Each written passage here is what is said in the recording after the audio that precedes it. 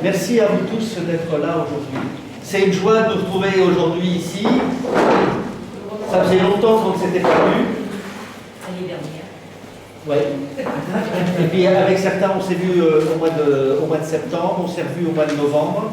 Mais pour l'année 2022, voilà. Et en 2021, l'Assemblée Générale, rappelez-vous, elle était en visio. Ce que je vous invite, ou ce que je vous propose pour cette réunion, on va partager un temps de prière, se mettre sous le regard de notre Seigneur. Ainsi, nous aurons tous le cœur tourné dans la même direction et les pensées aussi. Et nous pourrons ensemble attaquer les incontournables de l'Assemblée Générale pour une association, c'est-à-dire le rapport moral du président, le rapport financier du trésorier. À la fin de ces deux rapports, je vous invite, si vous le souhaitez, à apporter des observations, à échanger. Encore une fois, ce genre de réunion est une réunion où on est là pour parler ensemble. Vous n'êtes pas là pour m'écouter pendant 2 heures et repartir chez vous. Donc n'hésitez pas à intervenir, à poser des questions ou à apporter des réflexions. À la suite de ces deux rapports, exceptionnellement, nous ne voterons pas sur place pour ces rapports, étant donné que nous ne sommes pas très nombreux, que vous êtes la deuxième réunion, et on était à peu près aussi nombreux ce matin, et qu'on va soumettre ces deux rapports aussi aux absents. Donc vous avez déjà reçu par Internet le rapport, enfin le tableau des comptes de Jean-Jacques, et vous recevrez par écrit, je transmettrai à Christelle mon rapport moral. Et à partir de là, Christelle vous invitera à voter pour, contre ou à vous abstenir. Suite à ces rapports, donc, nous évoquerons un petit peu quand même le pèlerinage 2022, qui est lent à démarrer cette année, mais qui démarre, quoi qu'il en soit, et aujourd'hui l'objectif est encore une fois de partir. Et on peut penser que suite aux annonces du gouvernement d'hier ou d'avant-hier, on va être sur une pente quand même qui va nous permettre de réellement concrétiser ce pèlerinage cette année. Et enfin, je vous inviterai, je vous partagerai 2 informations pour des actions communication, publicité de l'hospitalité en paroisse.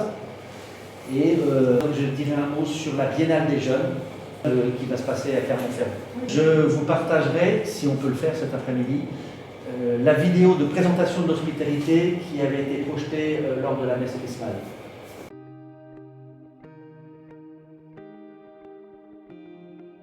Nous allons donc commencer par prier. Et puis, alors, d'entrée de jeu, ne me posez pas la question, puisqu'on parle de prière. Je ne suis pas prêtre, je ne suis pas diacre. Et à ce jour, notre évêque ne nous a toujours pas nommé d'aumônier. Voilà, les choses sont claires. On avance comme ça pour le moment. J'ai essayé de vous préparer un petit temps de prière et en trouvant un lien d'abord avec l'hospitalité. Et puis aussi, cette semaine, nous vivons la semaine de prière pour l'unité des chrétiens. Donc j'ai essayé de trouver une prière qui mélange ces deux thèmes. Il y a une façon de prier qui peut paraître un peu étonnante, c'est aussi d'aller chercher des prières, d'aller chercher des idées sur Internet. Donc j'ai trouvé quelque chose sur Internet qui, j'ai mis malade, unité des chrétiens, et j'ai une page qui s'est ouverte, entre autres. Alors je ne sais pas si elle vient de Rome ou pas de Rome, mais le pape nous invite tous les jours de cette semaine à prier et il fait une proposition de réflexion et de prière chaque jour. Et c'était hier, et c'est donc le 6e jour de cette semaine, et il a proposé quelque chose dont le thème est les chrétiens, donc les chrétiens, quels qu'ils soient, face à la maladie et la souffrance. Donc c'était quand même assez idéal comme thème. Et sur cette page de prière, le déroulement, c'est qu'il propose 4 textes à notre réflexion, et puis après, il fait un commentaire sur ces textes. Excusez-moi, j'ai sélectionné 2 textes sur ces 4, un texte tiré du 2e livre des rois et un de l'évangile de Marc. Et à partir de ces 2 textes que je vais vous lire, je vais vous partager, je vous lirai le commentaire proposé en rapport avec ces textes, et je trouve que c'est vraiment assez idéal et on est pile poil dans notre service, dans notre domaine de l'hospitalité. Donc le texte du deuxième livre des rois. En ce temps-là, Ézéchias fut malade à la mort. Le prophète Ésaïe, fils d'Amos, vint auprès de lui et lui dit : Ainsi parle l'Éternel, donne tes ordres à ta maison, car tu vas mourir et tu ne vivras plus. Ézéchias se tourna son visage contre le mur et fit cette prière à l'Éternel : Ô Éternel, souviens-toi que j'ai marché devant ta face avec fidélité et intégrité de cœur, et que j'ai fait ce qui est bien à tes yeux.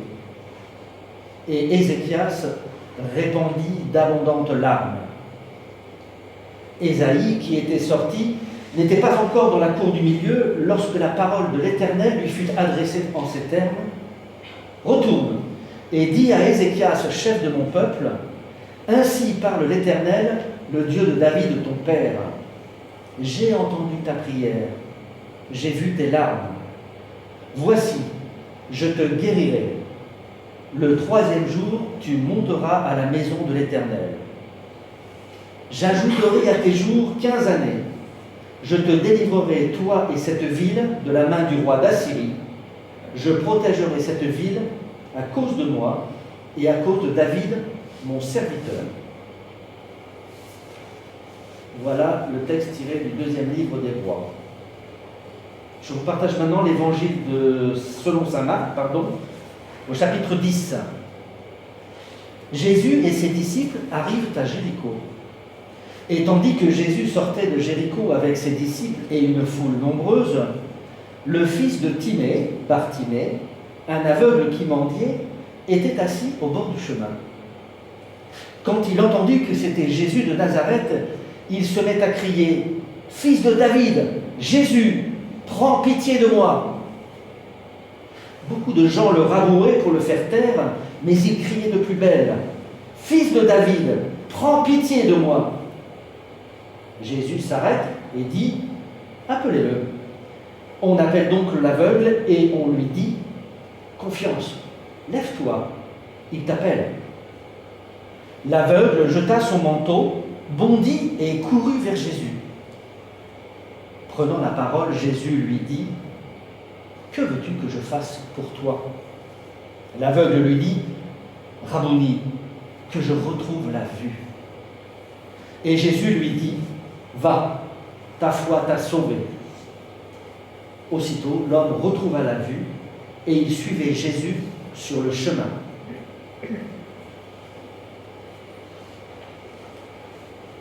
Et entre autres, à partir de ces textes, je vous partage maintenant le commentaire qui en est fait. Combien de fois Jésus ne rencontre-t-il pas de malades et ne désire-t-il pas les guérir ? Nos églises, je vous rappelle que c'est l'unité des chrétiens, nos églises, bien qu'encore séparées, ont toute conscience de la compassion du Seigneur envers ceux qui souffrent. Les chrétiens ont toujours suivi son exemple en soignant les malades, en construisant des hôpitaux, des dispensaires. Je pense à Julien, notre amie hospitalière qui dans son pays en a construit un, en organisant des missions médicales et en se souciant non seulement de l'âme, mais aussi du corps des enfants de Dieu. Pourtant, cela n'est pas évident. Les personnes en bonne santé ont tendance à considérer que la santé va de soi et à oublier ceux qui ne peuvent pleinement prendre part à la vie de la communauté en raison de leur maladie ou de leur handicap. Quant aux malades, ils se sentent souvent coupés de Dieu, de sa présence, de sa grâce et de sa puissance de salut. La foi profonde d'Ézéchias le soutient dans sa maladie. En ce moment de douleur, il trouve les mots pour rappeler à Dieu sa promesse miséricordieuse. Oui, ceux qui souffrent reprennent parfois les mots de la Bible pour crier leur douleur et lutter avec Dieu. Pourquoi m'as-tu abandonné ? Si notre relation à Dieu est sincère et profonde et s'exprime à travers des paroles de foi et de reconnaissance, elle pourra également dire dans la prière notre peine, notre douleur ou notre colère quand cela est nécessaire. les malades. Les malades ne sauraient être que l'objet de soins. Ils sont au contraire des sujets vivants de la foi, comme le découvrent les disciples dans l'histoire que nous raconte l'évangile de Marc. Les disciples veulent poursuivre leur chemin avec Jésus, en ignorant l'homme malade au bord de la foule. Lorsqu'il les appelle, cela les détourne de leur but. Nous sommes habitués à prendre soin des malades, mais pas à ce qu'ils se plaignent ouvertement et nous dérangent. Aujourd'hui, ce sont souvent les malades des pays pauvres qui crient vers nous pour demander des médicaments, ce qui nous amène à réfléchir à la question des brevets et du profit. Les disciples qui voulaient empêcher l'aveugle de s'approcher de Jésus sont appelés à lui porter le message du Seigneur, un message d'amour qui a un son nouveau. Lève-toi, il t'appelle. C'est seulement quand les disciples conduisent le malade à Jésus qu'ils comprennent enfin ce que veut le Seigneur. Prendre le temps de rencontrer le malade et de lui parler, de lui demander ce qu'il désire et ce dont il a besoin. Une communauté de réconciliation ne peut naître que lorsque les malades font l'expérience de la présence de Dieu dans leur relation avec leurs sœurs et frères en Christ.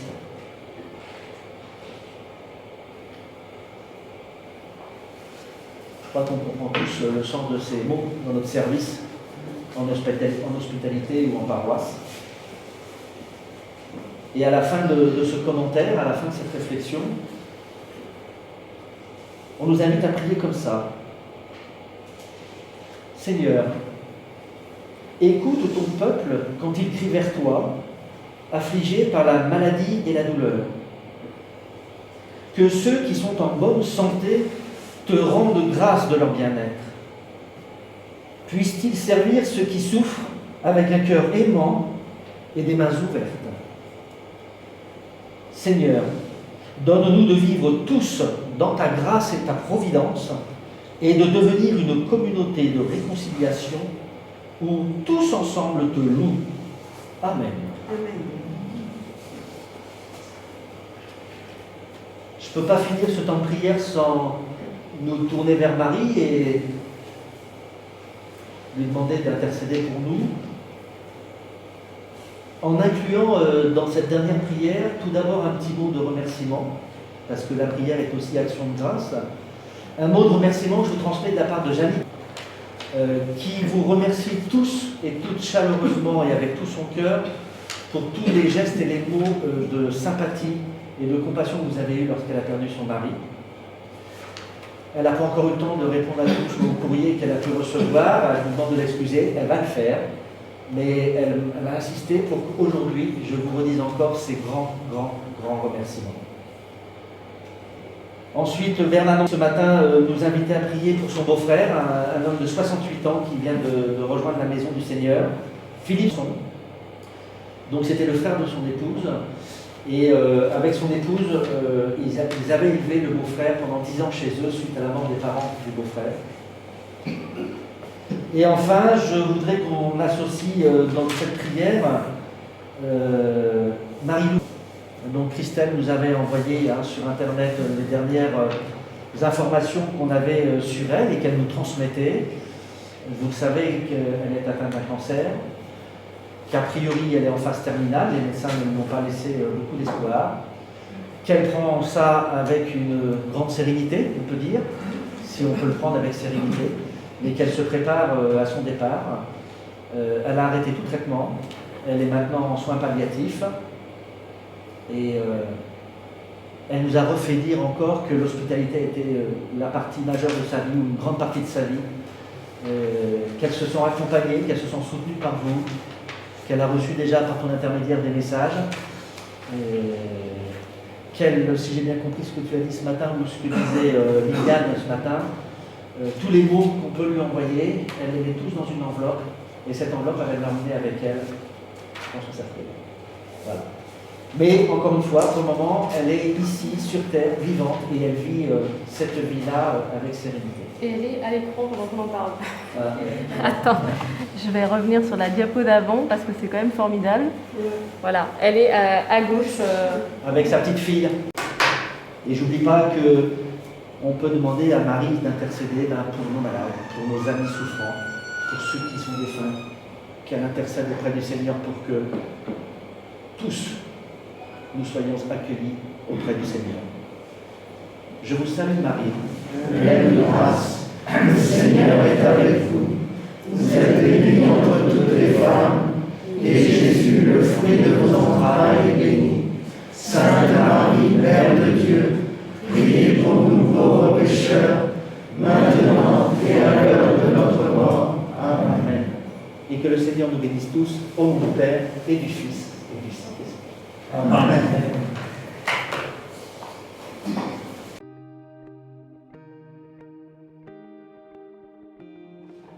Une nouvelle année est passée. Une nouvelle année bien bouleversée encore par la situation sanitaire. La vie de notre hospitalité a une nouvelle fois subi les conséquences. Peu de rencontres et le pèlerinage du mois d'avril annulé. Mais contrairement à l'année dernière, nous avons la joie de nous retrouver physiquement pour cette réunion. Elle est importante. C'est l'heure du bilan. L'Assemblée générale est une étape incontournable d'une association. Elle est également un moment privilégié de rencontres, de dialogue, d'échanges constructifs, d'observation, de satisfaction et de fraternité. Même si nos visages sont masqués, quel plaisir de pouvoir croiser à nouveau nos regards. Et même si notre activité habituelle a été en partie neutralisée par la situation sanitaire, je tiens quand même à remercier vivement ceux qui, cette année encore, ont œuvré pour le bien de notre hospitalité. Forcément le Conseil d'abord. Merci bien sûr pour votre présence à mes côtés et votre efficacité, parce que je vous jure qu'en ce moment, moi, avec ma disponibilité actuelle, s'ils n'étaient pas là, il ne se passerait pas grand-chose. Merci aussi de votre fidélité à toutes les réunions que je vous impose, qu'elles soient en visio comme jeudi dernier ou quand on se retrouve un peu ici. C'est pas toujours facile. Le prix de l'essence augmente sans cesse, vous faites des kilomètres, donc merci à vous tous. Elle n'est pas là, donc je peux dire merci à Marietta aussi, parce que quelquefois je ne suis pas excitant à côtoyer, vivre avec moi c'est pas facile. Vous pouvez le remarquer de temps en temps, je suis impatient, j'ai un caractère impulsif, je suis un peu colérique. Donc voilà, j'ai des mauvais côtés qui existent aussi, ne croyez pas que je suis un... D'accord. Donc voilà, merci à elle de continuer à me supporter. Et puis, elle a passé pas mal de temps avec moi hier soir pour finaliser cette réunion. Voilà, donc merci à elle. Merci aussi à ceux qui ont consacré du temps à maintenir le lien avec nos malades et entre hospitaliers, malgré la situation. C'est aussi cela, le service de l'hospitalier. Merci à tous ceux qui ont fait un don financier à notre hospitalité. Elle en a bien besoin. Jean-Jacques, d'ailleurs, va nous dresser le bilan tout à l'heure. Et merci à vous toutes et à vous tous, amis hospitalières et hospitaliers, d'abord parce que vous êtes là aujourd'hui, et ensuite, vous continuez à croire en notre hospitalité, vous continuez à aimer notre hospitalité, et a priori, vous continuez à souhaiter à la faire vivre encore longtemps. Un président avec un conseil, s'il n'y a pas d'hospitalier, il n'y a pas de raison de vivre. On est tous un. Faire le bilan d'une année, c'est revenir sur tous les moments passés, et bien forcément les bons et les moins bons. Bien sûr, le moins bon qui prend encore toute sa place, c'est la pandémie de la Covid-19. Elle nous a empêchés de partir encore une fois en pèlerinage à Lourdes. Elle nous a empêchés de nous réunir tout au long de la première moitié de l'année. Elle nous a empêchés de partir en secteur à la rencontre des chrétiens de l'Essonne. Elle nous a empêchés d'organiser notre tombola à l'origine de ressources financières, je le redis encore parce que c'est important, supplémentaires, bien nécessaires à notre association. Je ne vais pas m'attarder dessus, vous connaissez les circonstances autant que moi. Le moins bon, c'est aussi ceux qui nous ont quittés au cours de l'année dernière. Nous ne les oublions pas et je vous invite à penser et prier pour eux. En janvier, Pierre qui était un pèlerin accompagné. En mars, André, pèlerin accompagné. René, pèlerine accompagnée, qui est la grand-mère de William, qui est hospitalier. Rose, pèlerine accompagnée. En avril, Marie-Paul, pèlerine accompagnée. Suzanne, hospitalière. Sœur Marie-Claire, qui est la sœur de sang de Pierre. En mai, Geneviève, pèlerine accompagnée. En juin, Cyril, fils de Roland, hospitalière. En juillet, Jacqueline, pèlerine accompagnée. Monique, hospitalière et longtemps responsable des hospitalières. Joseph, hospitalier. En août, Monseigneur Guy Herbulot, qui a voulu que l'Essonne ait elle aussi son hospitalité. Ne l'oublions pas. Marie-Thérèse, pèlerine accompagnée et mère de Solange. Paulette, la maman d'Alain, ici présent, hospitalier et membre de notre conseil. En septembre, Roland, hospitalière, puis pèlerine accompagnée. En novembre, Natacha Ingrid, la belle-fille de Nelly, hospitalière. Marie-Olga, pèlerine accompagnée. En décembre, Guy, diacre et trésorier de l'hospitalité durant de longues années. Je m'arrête là pour l'année. Encore une fois, on prie pour eux, c'est eux qui nous ont montré le chemin, c'est eux qui étaient aussi notre motivation à partir à Lourdes. On ne les oublie pas, tout en sachant regarder devant. Les restrictions que nous a imposées la pandémie n'ont pas eu raison de notre hospitalité et de son service, et c'est ça, le bon. Comme tous les ans, en février, nous avons participé aux Journées de Lourdes. Alors là, je parle plus pour le conseil ou certains membres du conseil, hein, mais que vous soyez quand même informés de ce que l'on fait quand on ne se voit pas. Journée de Lourdes qui est un temps de rencontre avec les autres pèlerinages de l'année, temps d'échange sur le thème du pèlerinage, temps de vérification des plannings avec les sanctuaires, pour vérifier que les activités, les lieux, les horaires sont compatibles entre tous les pèlerinages présents à la même période.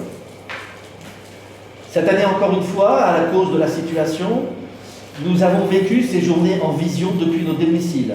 Quand je dis cette année, c'est l'année dernière, en 2021. Forcément, ce n'est pas un moment, enfin, ça n'a pas été un moment très convivial. Et ce n'est surtout pas aussi convivial, pardon, que lorsque nous nous croisons sur les sanctuaires, vous pouvez bien l'imaginer. Et pour vous donner un scoop, cette année on recommence, on vit ces journées-là dans un mois en visio. On avait la possibilité de descendre à Lourdes, mais vu la situation, vu les coûts que ça engendre, on a trouvé que c'était raisonnable avec Christelle de ne pas faire supporter trop de frais à l'hospitalité par les temps qui courent, et puis de se protéger encore une fois d'une possible infection. Donc nous suivrons ces journées en visio. En mars, l'hospitalité a eu l'honneur de préparer et d'animer la messe chrismale du diocèse à la cathédrale. Et notre évêque avait souhaité mettre en lumière notre service au sein de la pastorale de la santé en cette période de pandémie. Au début de la messe, nous avons pu projeter une vidéo de présentation de l'hospitalité montée par Christelle, ici présente, à l'aide de vos témoignages. En juillet, nous nous sommes retrouvés pour un temps convivial, partageant nouvelles, espoirs et repas dans le jardin. En avril, nous ne sommes pas partis à la rencontre de Marie à Lourdes avec nos amis malades, ça on l'a tous vécu, mais nous avons pu le vivre malgré tout autrement. C'est dommage parce que je n'ai pas mis au bon endroit, mais c'est pas grave. Nous avons pu le vivre autrement grâce à un pèlerinage virtuel qui nous a été proposé jour après jour. Bon, je vais arrêter au bout d'un moment, mais encore merci Christelle. Et Monique, parce qu'elle avait préparé les prières. Les prières, c'est vrai qu'elle avait préparé les prières.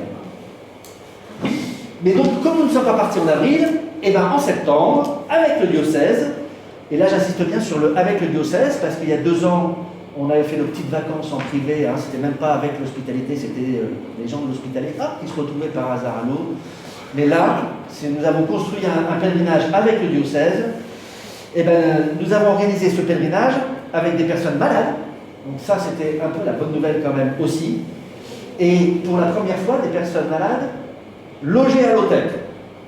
Ce fut a priori, parce que moi je n'étais malheureusement pas présent, une belle expérience et que je ne vous cache pas qu'on a envie de renouveler. Avant le 11 septembre, donc avant le pèlerinage du mois de septembre, nous nous sommes rencontrés au local pour notre réunion de rentrée et de préparation de ce pèlerin. Là encore, il a fallu organiser cette journée, comme aujourd'hui, en 2 réunions, le matin, l'après-midi, pour avoir tous les gestes barrières conséquents. Et comme aujourd'hui, pas de repas partagé, nous en sommes navrés. Et n'hésitez pas à vous hydroalcooliser, j'ai bien dit hydroalcooliser, régulièrement les mains. Plus personnellement, du 22 au 24 octobre, Christelle et moi et Monique avons pu participer au congrès des présidents des hospitalités francophones à Clermont-Ferrand. Donc ce congrès fut le bilan de l'année passée avec surtout mis en exergue les annulations de la plupart de tous les pèlerinages de France, puisqu'en gros tous ceux du premier trimestre entre avril et on va dire juin ont été annulés. Les pèlerins ont commencé à revenir à Lourdes vraiment au moment des vacances d'été.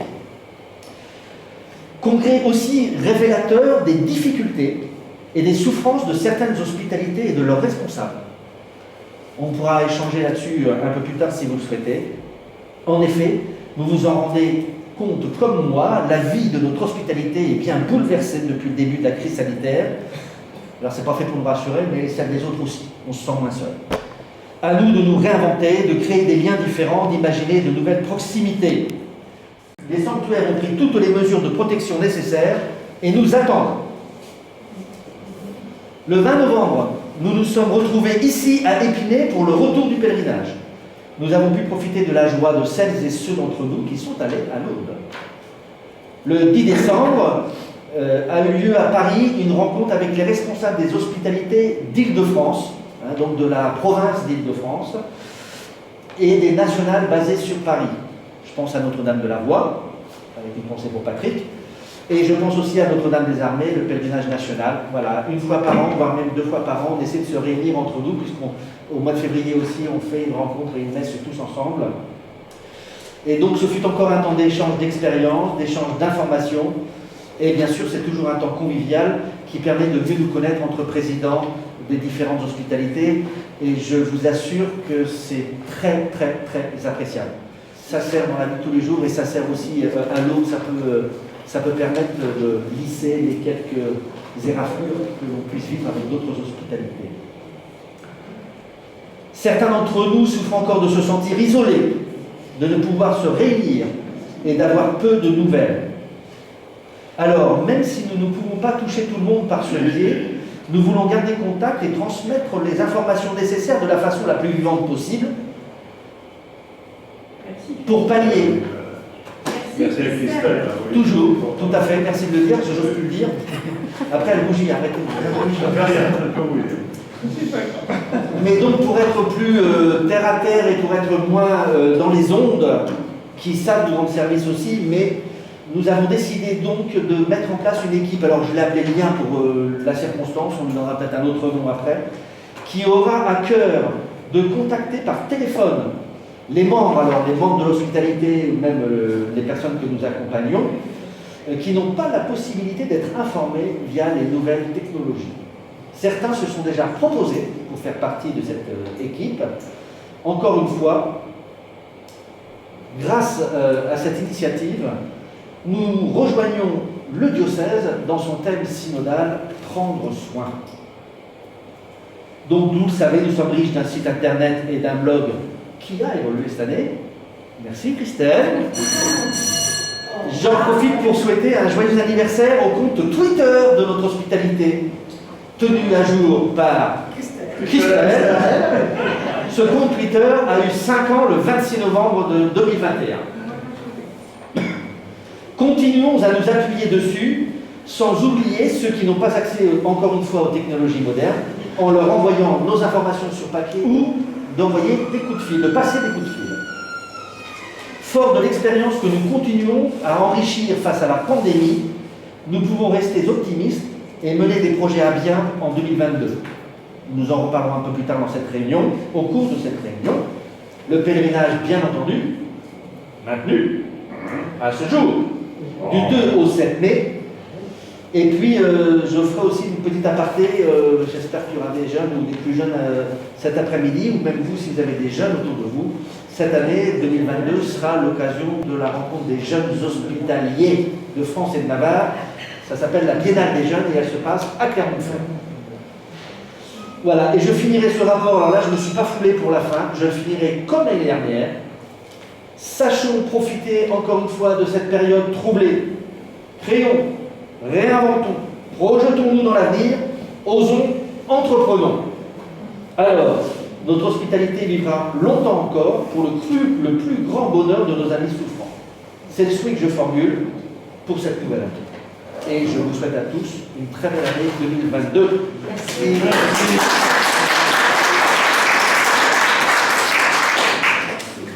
Quelque chose qui vous vient là maintenant suite à la lecture de ce rapport? On est là pour partager, n'hésitez pas surtout. Oui, Jacqueline. Alors, quand vous avez fait la liste des personnes qui nous ont quittés, Oui. on en a toujours parlé concernant la possibilité de visualiser les personnes. Quand on ne voit pas. Alors, on aurait peut-être pu trouver des photos et là les projeter en direct live pour Voilà, les évoquer. Mais on ne peut pas les envoyer quand Christelle vous les annonce. On n'a pas forcément les photos parce que. Si, on trouve des photos, c'est ça. Si on trouve, parce que on peut faire des recherches. Quand on les personnes, on les connaît, mais ceux qu'on ne connaît pas, je sais, c'est toujours on n'arrive pas à mettre un visage et des fois ça fait un peu. C'est vrai, Jacqueline, en prière, c'est vrai qu'on a. Il faudra que je voie à envisager pour du temps. En fait, je confirme qu'effectivement, parmi certains hospitaliers, ils ont des moments privilégiés pendant le pèlerinage. Voilà. Avec des personnes, mais c'est vrai qu'après, les années passent, c'est des fois des malades qui ne viennent pas tous les ans. Et inversement, ce n'est pas forcément des hospitaliers qui viennent tous les ans. Et ce moment privilégié, même pendant 3-4 jours à Lourdes, on se souvient d'un visage, mais pas forcément du. Et je confirme qu'avec tout ce qui est RGPD, tout ça, c'est compliqué. Mais là, c'est vrai que c'est l'occasion, on y pensera l'année prochaine. Il y a deux choses en fait qui sont compliquées. La première, c'est effectivement au niveau de la législation. Donc le RGPD nous empêche de transmettre des photos, sauf si on a l'accord express de la personne. Et cet accord peut être révoqué à n'importe quel moment. C'est-à-dire que tu me donnes ta photo aujourd'hui, je l'ai quelque part, dans un an tu me dis je veux plus, il faut que je pense à la retirer, à supprimer la case, etc. Donc ça c'est la première raison qui est extrêmement compliquée. La deuxième, c'est le temps. Quand on m'appelle pour me dire Christelle, il y a quelqu'un qui est décédé, souvent c'est les funérailles, c'est demain. J'ai pas le temps de rechercher dans les photos des 10 pèlerinages précédents une photo où la personne est bien, où on la reconnaît, etc. Parce qu'on vous demande des photos quand vous adhérez à l'hospitalité. Je vais prendre une de nos premières adhérentes ici, Monique. Je ne sais pas si on reconnaît encore Monique sur sa photo, parce que c'est la photo d'il y a 20 ans. Donc, parfois, on a des photos, mais elles ne correspondent plus à aujourd'hui. Donc, ça vraiment, ça impose de faire des grandes recherches, et c'est ça qui est compliqué. Il faudrait créer une équipe. D'où l'équipe, le lien. Mais alors, si quand je reçois un appel en me disant Christelle, il y a quelqu'un qui est mort, il faut que j'appelle l'équipe, que l'équipe recherche et qu'elle me redonne la photo, les funérailles sont déjà passées. Hein. Et puis encore une fois, si c'est au moment où on annonce les funérailles, officiellement, on n'a pas le droit de mettre sur le blog de l'hospitalité ou sur le site internet de l'hospitalité la photo de la personne disparue. Éventuellement que pendant notre réunion là, oui, je te la passe, d'accord. Mais ouais, tout à fait. Comme là, on a fait la réunion, ce serait bien de visualiser. Ça fait partie des photos qu'on a de. Mais c'est vrai que du coup, ça impose qu'une personne sache exactement quelle tête a cette personne-là, et si c'est une personne qui n'est pas venue depuis 10 ans, je prends l'exemple de Jacques, moi je la visualise très bien, c'est quelqu'un qui était là quand j'étais toute petite à l'hospitalité, il n'y a pas de souci, je la visualise très bien, et je l'ai revue par un hasard formidable il y a quelques années. Mais qui ici visualise Jacqueline? Qui va aller regarder les photos des pèlerinages? Alors déjà, il faut remonter pour retrouver un pèlerinage avec Jacqueline, ça doit dater des années 90. Qui visualise encore qui est Jacqueline et va pouvoir la retrouver? Je ne sais pas. C'est une bonne idée. Mais c'est une bonne idée. Mais ça veut dire qu'au fur et à mesure, dans l'année, au fur et à mesure des annonces des décès, il faut que quelqu'un d'entre nous, tout de suite, se dise, ah, il faut que j'aille rechercher une photo, je me la mets dans un dossier pour préparer l'Assemblée Générale de l'année d'après. Ouais, voilà, c'est quelque chose qu'on peut mettre en place. Tout à fait. Tout à fait. Parce que le lien. Moi, je sais que, étant donné que c'est, je peux me permettre, c'est moi qui l'ai fait, la liste, je suis convaincue que je n'ai personne, en fait, je ne connais pas tout le monde. Ouais, c'est ça. Mais peut-être qu'à 2 ou 3, on arrivera à connaître, au moins une personne sur 3 ou 4 du conseil arrivera à connaître cette personne-là. Où on appelle l'un ou l'autre et on dit est-ce que tu la connaissais, elle ressemble à quoi, t'as pas une photo de elle? Bah oui, je sais. Bah oui. Bon, je donne quand même la remarque. Je suis la personne type qui n'arrive jamais à mettre un visage sur un nom ou un nom sur un visage. Je reconnais. Même quelquefois, j'ai un trou. Moi, il m'appelle Maria des fois, ou Maria. Là, Michel, je n'étais pas capable de retrouver ton prénom à l'instant T. Tu vois, voilà, c'est terrible. Hein. Mais c'est pas récent. J'étais pion en internat à une époque. Il y a certains élèves, ça y est, j'avais mémorisé tout. C'était le 30 juin, c'était les vacances scolaires. Donc c'était un peu délicat. Mais voilà. Ouais. Mais c'est une bonne remarque quand même. Je vais donc me taire un peu, reposer la voix et je te laisse la parole, Jean-Jacques.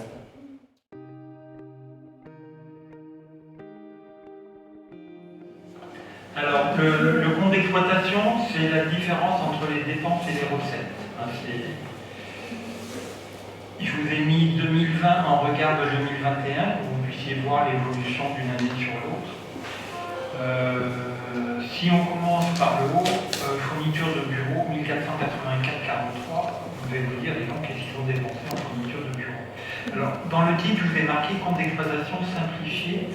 Ça veut dire qu'au lieu de prendre tous les comptes un par un, j'ai regroupé, par exemple, dans les fournitures de bureau, je rajoute le téléphone, je rajoute l'affranchissement, de manière à faire un petit peu moins de comptes sur la ligne, parce que pour moi, tout ça, c'est un peu des fournitures de bureau,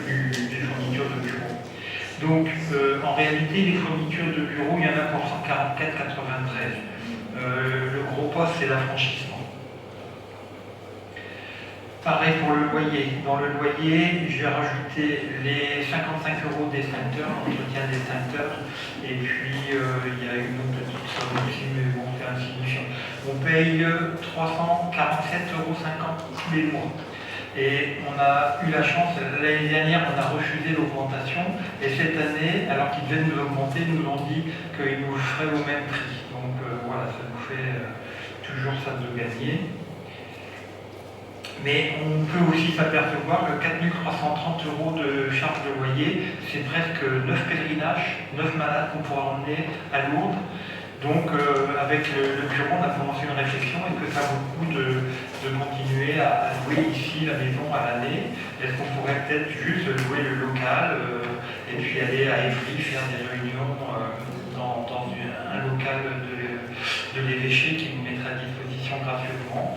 On a vu aussi qu'il y avait une grande salle où on pouvait se réunir, une salle conviviale. Donc tout ça on étudie et puis on compte aussi un peu sur vous pour nous donner votre avis. Est-ce qu'il faut garder ce local? Est-ce qu'il faut essayer de faire des économies? Parce que c'est vrai que c'est le poste le plus lourd à supporter. Frais annexes de Lourdes 137,64, ben ça c'est la pub pour l'année 2022 que Christelle a imprimée. Voilà, que j'ai comptabilisé là, dont 250 €, c'est une personne qui voulait aller à Lourdes au mois de septembre et qui n'avait pas les moyens financiers, donc on l'a aidé pour cette somme. Rencontre formation, c'est la journée des présidents. Cette année, c'était Clermont-Ferrand. Donc il y a eu 1534 € de dépenses, mais en contrepartie, à peu près sur la même ligne en face, on a 825 € qui ont été payés par les participants. Ça consiste essentiellement à la nourriture. Donc l'hospitalité paye surtout le transport depuis l'hébergement. Alors c'est une somme qui peut varier d'une année sur l'autre en fonction des endroits où la réunion a lieu et du nombre de personnes qui s'y rendent.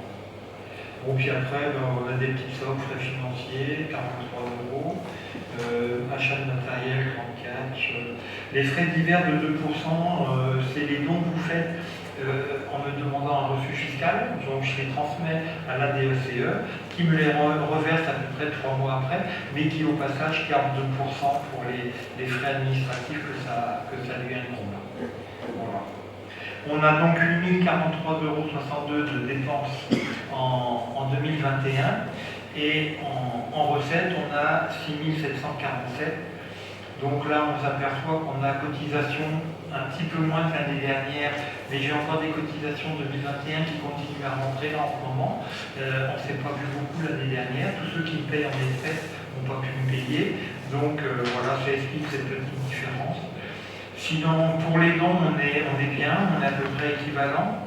Et par contre, vente de gâteaux et de buis, une grosse baisse cette année par rapport à l'année dernière. Donc cette année, on a une perte de 1 296,20 €, c'est à peu près l'équivalent de l'année dernière. Bon, en réalité, la perte est plus importante parce que j'avais 955 € qui traînaient dans un compte 467, créditeurs et débiteurs divers. La comptable du diocèse, ça fait déjà 2-3 ans qu'elle me pousse pour réintégrer cette somme dans la comptabilité. Et donc cette année, je l'ai fait. C'était une somme qui nous avait été prêtée, entre guillemets, par le trésorier de l'aumônerie de l'hôpital d'Orsay quand il a quitté ses fonctions. Et puis là, il est parti à Clermont-Ferrand, donc je lui ai demandé un petit peu qu'est-ce qu'on faisait cette somme. Il voulait que ça profite à des malades pour aller à Lourdes.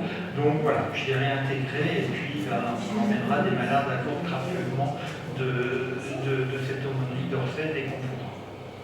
Voilà. Je n'ai pas de questions particulières. Moi, ces chiffres, ça me parle. Avec Denise, on est dessus toute l'année. Donc, je ne sais pas vous si vous avez des questions, s'il y a des chiffres qui ont besoin d'être expliqués un peu plus. Tout est clair? Au vrai, j'étais clair. Alors, le budget prévisionnel pour 2022, moi j'espère qu'on va arriver à l'équilibre, mais tous les ans j'espère qu'on va arriver à l'équilibre. Et c'est vrai que le Covid y est pour beaucoup. Cette année, pour être à l'équilibre, il faudrait qu'on soit dans les centaines d'hospitaliers à aller à Lourdes avec une 50aine de malades. Bon, a priori, on en est très loin, donc j'ai aucune idée de ce que vont être les chiffres en fin d'année. Mais bon, moins on part à Lourdes, moins il y a de gens à aider. Et je pense que voilà, on arrivera toujours à. On limite énormément les dépenses au strict minimum, donc je pense qu'on arrivera quand même. Et puis j'espère aussi que l'économie diocésain, ça fait 2 ans qu'il me dit qu'il veut aider l'hospitalité. Tous les ans, je lui envoie les budgets prévisionnels avec les dépenses et les recettes, et j'attends toujours qu'il nous donne une subvention pour nous aider. Peut-être que cette année, ça sera pas. Avec un levier. Voilà ce que j'avais à vous dire. Je crois qu'on peut faire confiance à Jean-Jacques, on le connaît par cœur maintenant. Oui, merci à toi, mon cher Jean-Jacques. Je voulais pas dire aussi, on n'a pas de clients qui nous doivent des sous. Hein. Ça fait 2 ans qu'on ne va pas à Lourdes, donc tout est payé, et voilà. Et puis le solde à la banque au 31 décembre, c'était 9 500 €. Voilà, donc le compte il diminue un petit peu tous les ans. Bon, bah, tant qu'il y a des sous, c'est bien. Et puis quand il n'y en aura plus, je ferai appel à votre générosité pour renflouer. Donc voilà, vous avez compris, hein, malheureusement, être au service des malades, croire en Dieu, vivre sa foi, c'est bien, c'est notre moteur, mais nous vivons dans un monde séculier et nous avons besoin de moyens pour vivre. Les finances, ce sont les moyens. C'est jamais drôle d'en parler, mais donc encore une fois, on peut faire confiance à notre trésorier. Faites-nous confiance aussi, je vous en conjure. Quand on vous parle de nos déplacements au congrès des présidents, aux journées de Lourdes, etc., on essaie de minimiser, et je vais dire, c'est même plus qu'on essaie, on minimise au minimum les frais qui peuvent être imputables à l'hospitalité. Là, cette année, quand on est parti à Clermont-Ferrand, on est parti à plusieurs dans une seule voiture, ça revenait moins cher que de partir en train, et je me suis fait rembourser simplement le péage de l'autoroute. Le reste, l'essence, je n'ai pas présenté de note pour l'essence et quoi que ce soit. Je ferai un abandon de frais au diocèse sur les kilomètres. Voilà, au moins, moi, je vais retrouver une partie de ce que j'ai investi dans ce déplacement, mais ce n'est pas l'hospitalité qui paye. D'accord ? Quand on dit qu'on va aux journées de février, les dépenses sont minimisées parce qu'on loge à l'hospitalet, et lors des journées de février, ce sont les sanctuaires qui nous offrent le logement à l'hospitalet. Cette année, comme l'année dernière, alors, on aurait pu descendre cette année à Lourdes en janvier-février. Ils proposent du présentiel et de la visio. Et puis d'abord parce qu'on n'a pas envie de prendre de risques bêtement dans les transports, et puis là-bas à Lourdes, c'est pas la peine de choper le virus si on peut l'éviter. Donc on a décidé qu'on resterait ici chez nous. Et en plus, eh ben, ça évitera des frais de transport, le TGV, etc. etc. C'est pas plus mal. Donc faites-nous confiance, on ne vit pas sur le dos de l'hospitalité. Hein, je vous en conjure. Quand je vais à la rencontre des présidents d'Île-de-France, comme je vous en ai parlé dans mon rapport, il n'y a pas un sou ou une note que je présente à Jean-Jacques. Voilà, ni le parking, ni rien. En plus, cette année, j'ai pu avoir un parking gratuit, donc ça aurait été un peu gênant que je vous présente la facture. Mais voilà, pour le moment, je peux le prendre à mon compte. Je ne fais pas payer l'hospitalité sur ces choses-là. Hein. On ne mène pas de grand train sur le dos de l'association. Voilà, c'était important de le dire. Mais malgré tout, vous avez vu que tous les ans, on a un peu de mal à boucler. Donc à la suite de ce rapport, deux informations quand même qui concernent un peu les finances. Nous souhaitions, je ne vous le cache pas, hein, mais il y a des moments où il faut savoir faire avancer les choses encore une fois. Nous souhaitions faire évoluer le montant de la cotisation. De 18 €, on voulait la faire passer à 20 €, hein, si je ne m'abuse. Ne pas toucher à la cotisation chômeur, peu de revenus, etc. Je ne sais plus si on touchait au couple ou pas. Oui, on va rajouter 1 € sur la cotisation des couples. Bon, finalement, on a décidé, on a fait la même démarche que fait la maison, l'association de l'Étoile ici avec nous. On gèle pour le moment les cotisations, parce que c'est vrai que les activités voilà, sont moins importantes que d'habitude, mais attendez-vous à ce qu'on mette en place les nouveaux montants de cotisation pour 2023. Voilà. Ça fait énormément de temps qu'on n'a pas touché à la cotisation. Les frais, nous, qui nous sont imputés, ben, vous avez vu, hein, le papier, les machins, les trucs, voilà, tout augmente. Donc ne soyez pas... Bon, puis après, si vous avez réellement des difficultés, vous le voir. Mais officiellement, on augmentera un petit peu les tarifs des cotisations en 2023. Hein, on perd la cotisation de 9 à 10 €. très bien. Donc vous avez de la chance, vous n'avez pas besoin de voter pour ou contre ou de vous abstenir. Par rapport à ce que je viens de dire, Christelle, merci Christelle, va nous envoyer par mail ou sur le site de l'hospitalité le rapport moral. Le rapport financier, c'est déjà fait, vous l'avez peut-être remarqué. Enfin, pas le rapport financier, mais les comptes en tout cas de l'hospitalité. Mais ça, vous l'aurez sur Internet. Pour ceux qui ne sont pas en lien forcément avec Internet, ils le recevront sous la forme de papier. Voilà. Christelle, normalement, on voit toujours à ceux qui ne sont pas connectés les infos. Je vais te donner le... Oui, non, si, tout de suite. Ça fait 17 fois, je crois, on ne les a pas compté qu'on a dit merci à Christelle pour tout ce qu'elle fait. Ça, c'est chouette, d'accord, mais ça use. Ça use. Donc, si Christelle, c'est pas si quelqu'un a envie de donner un coup de main à Christelle, a envie de penser à l'avenir et de la soulager sur une partie du travail du secrétariat et au-delà de ce que tu fais, n'hésitez pas à aller la voir ou si vous êtes timide à venir me voir. Mais Christelle est tout à fait open, voire même désireuse de travailler en binôme pour... Elle est commune, elle a un travail la journée et machin, et puis elle s'occupe aussi de Notre-Dame de la Voie, et puis bon bref, voilà. Donc ça serait important qu'elle puisse un peu souffler. Donc c'est un appel officiel que je lance. Hein. Merci.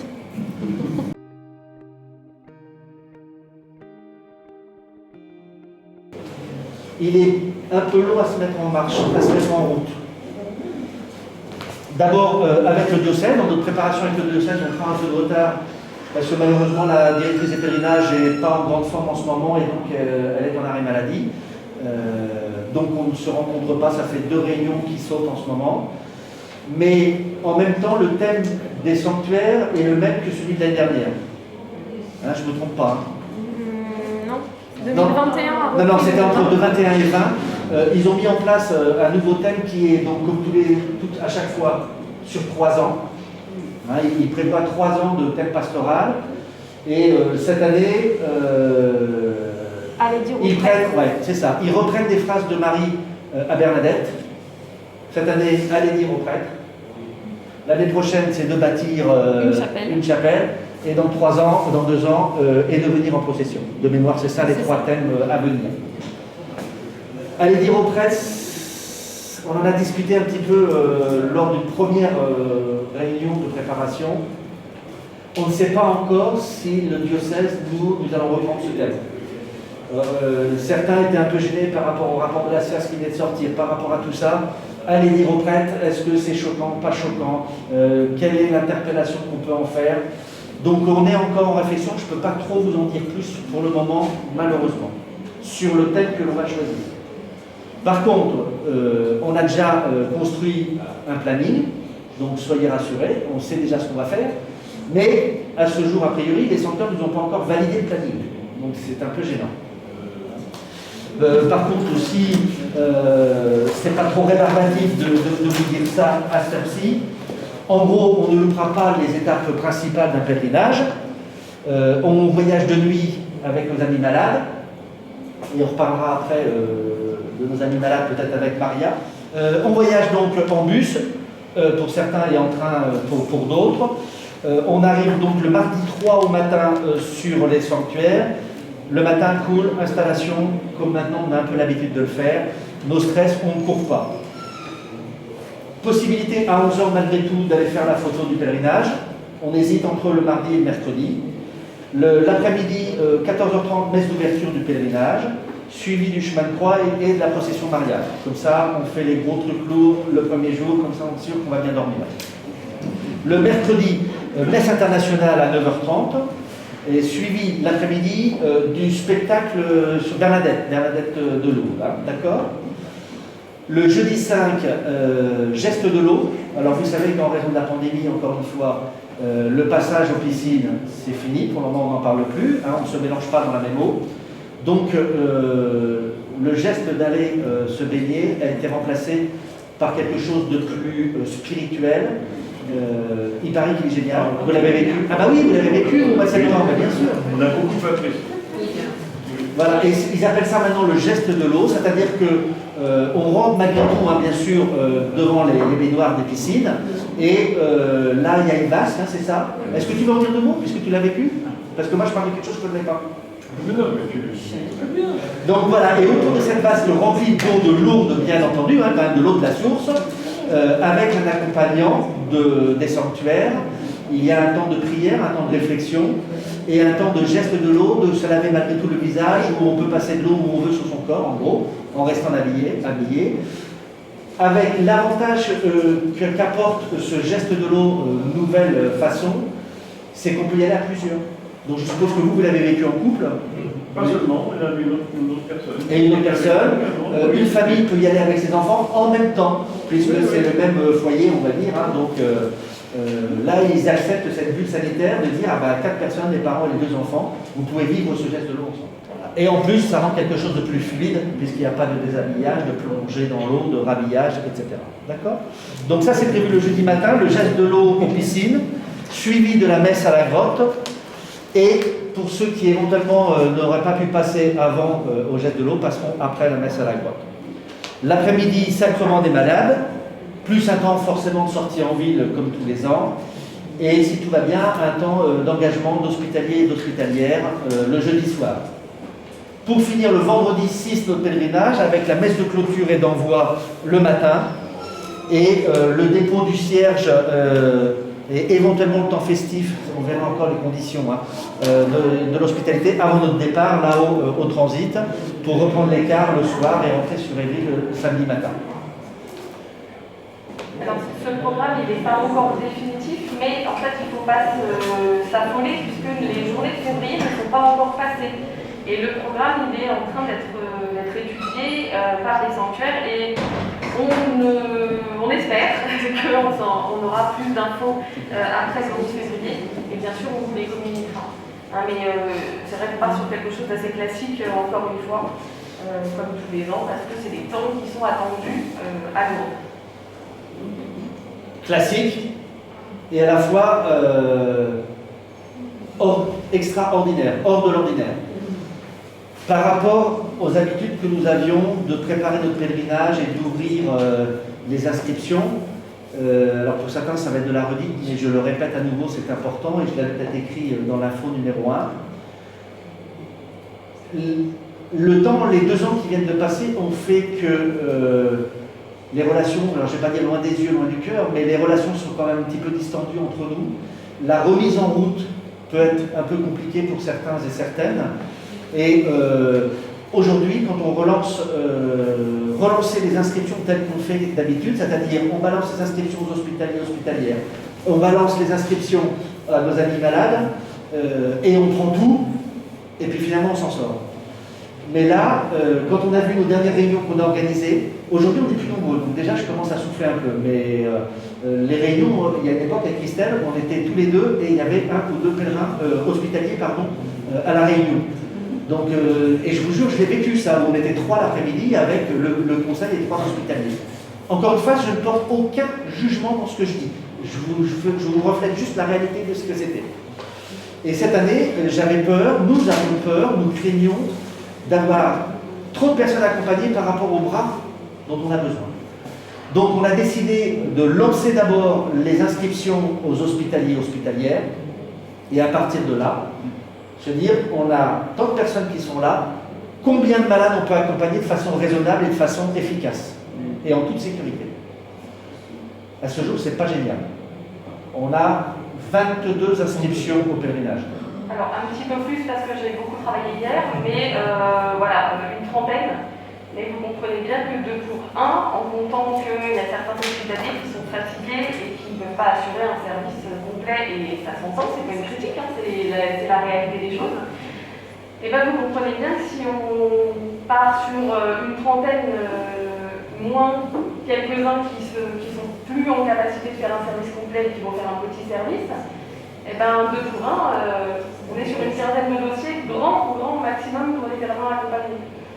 Et du coup, c'est bon, on sait qu'on aura moins de pèlerins accompagnés cette année parce que les circonstances sanitaires, malheureusement, ne sont pas exceptionnelles. Mais voilà, c'est pour ça qu'on insiste un petit peu. C'est vrai qu'Olivier a envoyé un message dans l'info, il y a eu cette information-là. Moi, j'avais un petit peu insisté aussi en fin d'année parce que je voyais bien que ça ne rentrait pas. Alors, je comprends votre peur, hein, voilà, de la partage. Vous voyez, j'ai un aspect FP2. Voilà, je comprends tout à fait cette inquiétude qui peut être la vôtre et la difficulté de se projeter. Simplement, nous, du coup, on est bloqués parce qu'aujourd'hui, on voit des comptes au sanctuaire de Lourdes. Les sanctuaires de Lourdes nous demandent de dire dès maintenant combien de chambres on veut à l'accueil de Notre-Dame et on ne sait pas. On ne peut pas leur dire. Donc c'est vrai que c'est très embêtant. Moi, ça m'a beaucoup inquiété. Fin décembre, j'ai envoyé un message au conseil en disant ça craint parce que j'en ai de valides, j'en ai 10. Donc valide, c'est-à-dire la feuille plus le chèque. Donc j'étais un peu inquiète. J'ai lancé des rappels à certains dont j'avais la feuille mais pas le chèque et qui m'ont renvoyé les chèques. Donc merci parce que vous avez été quand même réactifs. Mais à ce jour, 22 janvier, où on est censé ouvrir les dossiers pour les pèlerins accompagnés, et bien on peut en ouvrir que 10. Voilà. La réalité est là. Donc on espère que j'ai 20 hospitaliers de plus ce soir. On croise les doigts, j'en ai déjà quelques-uns. Mais donc pouvoir ouvrir une dizaine de dossiers supplémentaires. Mais ça ne va pas aller très très loin à ce rythme-là. Et malheureusement, les gens qui s'inscriront au mois de mars, donc on a mis la date limite pour les pèlerins malades le 21 mars. Donc les gens qui s'inscriront au mois de mars, on ne pourra pas ouvrir de nouvelles places pour les pèlerins malades parce qu'il faut qu'ils aillent voir leur médecin. Ça prend du temps, il faut qu'ils nous renvoient le certificat médical, tous les documents, etc. Et donc ça va être trop court pour le mois de mai. On est sur des délais qui sont grands parce que on sait très bien qu'un médecin ne se déplace qu'une fois par mois dans une maison de retraite, par exemple. Il va revenir tous les jours parce qu'il y a besoin d'un certificat médical. On sait aussi que remplir un certificat médical, c'est une consultation qui prend plus de temps pour le médecin, il faut le prévenir, c'est pas le petit quart d'heure réglementaire. Et donc ça prend du temps pour s'organiser tout ça. Et moi j'ai consulté mon médecin la semaine dernière, j'avais rendez-vous pendant 15 jours. Voilà, ça vous donne une petite idée des délais et des contraintes que nous avons. Donc là j'en ai quelques-uns, donc c'est bien, c'est formidable, il faut continuer. Il faut en parler autour de vous, les petites pubs, et puis si vous avez un ami qui est hospitalier et qui, vous le savez, hésite, essayez d'en discuter avec lui, voir voilà, ce qui est possible, pas possible, d'envisager. Hein, sachez qu'à Lourdes, les conditions sont quand même bonnes. Il n'y a pas eu de cluster, il n'y a pas eu de personnes malades à Lourdes. Pourtant, il y a eu des pèlerinages qui sont passés, certains avec des pèlerins malades. À ce jour, sur toute l'année 2020, il n'y a à déplorer aucun cas qui aurait pu être en lien avec les sanctuaires de Lourdes. Donc c'est quand même formidable. Les mesures sont prises à l'accueil, alors on va même, nous, je pense, renforcer les mesures par rapport à ce qui est demandé, puisque moi j'ai vécu un pèlerinage un petit peu compliqué au mois de juillet dernier, je ne veux pas vous faire revivre ça, donc je veux qu'on soit suffisamment nombreux pour pouvoir désinfecter, etc., et faire ça en toute sécurité pour tout le monde, parce que c'est vraiment chiant, je dois dire, tous les jours de dire « Ah, le masque au-dessus du nez, non, vous êtes tout seul dans un couloir, mais il faut quand même garder le masque ». Et il faudra qu'on ait cette vigilance-là, et c'est vrai que ça peut être usant, et du coup, il faut qu'on soit nombreux pour avoir un effet de groupe, pour que ça fonctionne. Voilà. Et surtout pour pouvoir accompagner au mieux nos amis accompagnés, parce que, voilà, pour la petite anecdote, j'ai vécu un pèlerinage où nous étions 3 personnes pour faire manger au restaurant 40 personnes. Donc on faisait un seul service, parce que d'habitude il y a une équipe qui donne à manger, puis une équipe qui débarrasse et puis qui fait le ménage. Bon là, on faisait tout. Et ça a été un petit peu compliqué. Je ne tiens pas à vous faire vivre ce genre de choses. Donc je tiens à ce qu'on soit suffisamment nombreux pour pouvoir s'occuper de nos amis accompagnés. C'est clair? Pour des raisons de sécurité, pour des raisons d'efficacité et de bien-être des personnes qu'on accompagne. Ça fait 2 ans qu'on n'est pas parti en pèlerinage. Je pense que le premier pèlerinage qu'on va revivre, on va être un peu rouillé. C'est, mine de rien, c'est de l'entretien qui ne se fait pas pendant une année. On va avoir 2 ans. Excusez-moi, on ne rajeunit pas, moi non plus. Voilà. Et puis, au niveau de toutes les exigences sanitaires que l'on aura à effectuer sur le plateau, eh ben, ce seront des gens occupés à faire de la désinfection qui ne seront pas là pour être auprès des malades. Donc, aujourd'hui, on a décidé de faire comme ça. En fonction des bras dispo, on lance l'inscription au dossier malade. Donc, je suis désolé, Maria, elle est en souffrance. Elle est cachée d'ailleurs, elle fait la tête. Elle n'est pas près de moi. Elle est en souffrance, la pauvre Maria. Parce que ça y est, elle commence à lancer la construction des dossiers malades. On lui dit, n'envoie pas plein de gens, alors à qui envoyer. C'est un peu gênant aussi d'être dans cette incertitude. J'espère qu'on pourra dire, tu peux refaire un lot de 10 dossiers à envoyer, ou alors on balance à tout le monde comme on fait d'habitude. Mais après, c'est entre guillemets une préinscription nationale. On revient vers vous pour vous confirmer ou vous dire non, on n'a pas de place. C'est pas évident non plus, de dire à des gens qui étaient dans l'espérance de partir à l'autre, non, ne partez pas à l'autre. Donc voilà, mais ce qui est important pour nous aujourd'hui, c'est de se dire, ce premier pèlerinage après 2 ans, vivons-le dans les meilleures conditions possibles et ne soyons pas avec les yeux plus gros que le ventre et se retrouver dans l'embarras le plus terrible. On aura certainement des apprentis d'Auteuil avec nous, mais ce n'est pas eux qui servent là-haut au plateau dans les champs. Donc ça sera bien pour tirer dehors, pas de problème, mais l'important aussi c'est le service en champ. Donc encore une fois, mille excuses Maria de ces longueurs, après de ce temps de compression.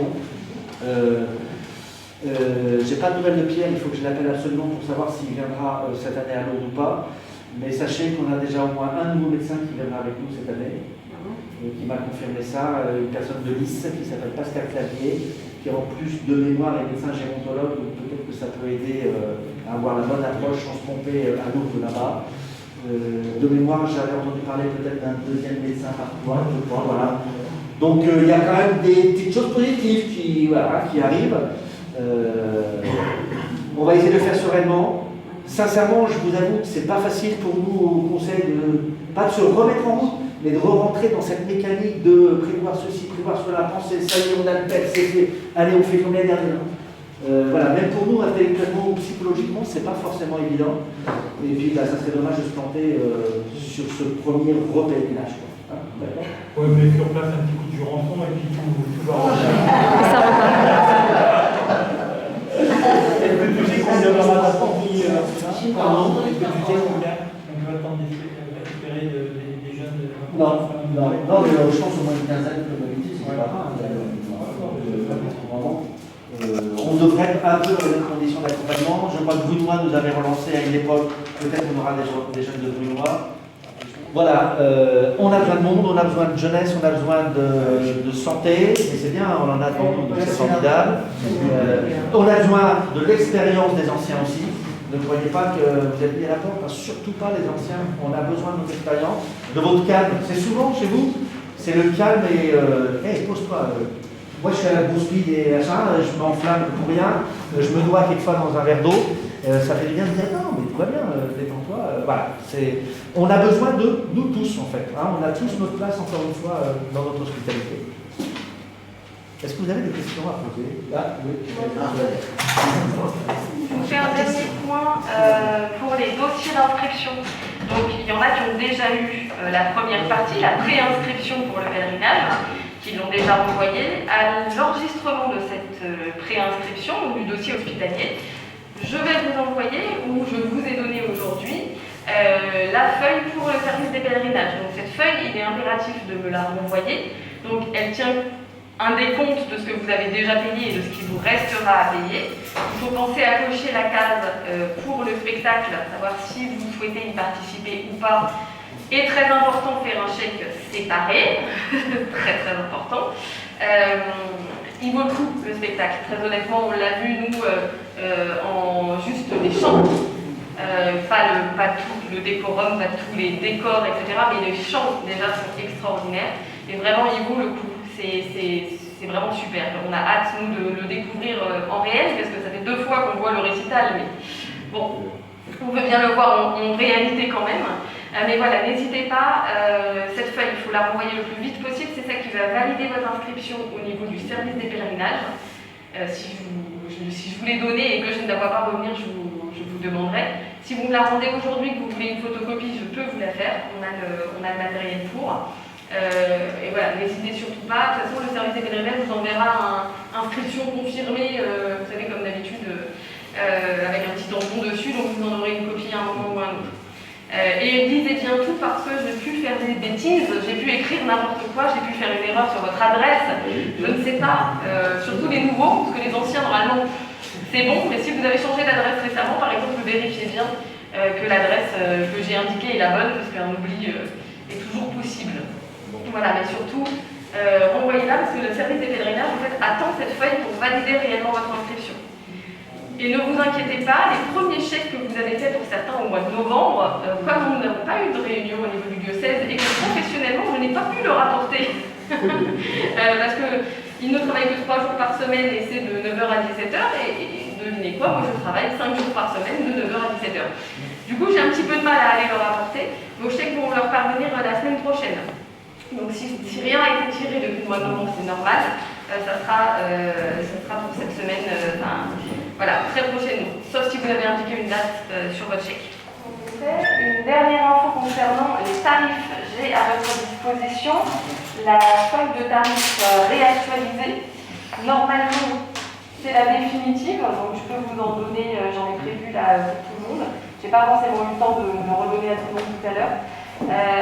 Donc les tarifs qui sont dessus, malheureusement, vont peut-être être amenés à changer d'ici la facture de Jean-Jacques, puisqu'on n'a pas encore tout à fait les tarifs du transport, etc. Donc les tarifs qu'on vous donne sont à la date d'aujourd'hui. Normalement, ce sont les définitifs, mais s'il y a un petit peu de décalage, voilà. Vous pouvez nous excuser, on fait comme on peut avec les moyens du bord, mais à un moment, il faut bien qu'on facture quelque chose tout de suite et qu'on vous dise à peu près combien vous en avez. Donc ça, c'était la première chose. Et pour ceux qui ont des tenues, qui réservent d'habitude des blouses, des coiffes, des brassards, des foulards, en fait tout ça, j'ai aussi des feuilles que j'avais oublié de donner en novembre. Donc si je vous ai raté et que je ne vous ai pas donné la feuille, n'hésitez pas à la réclamer.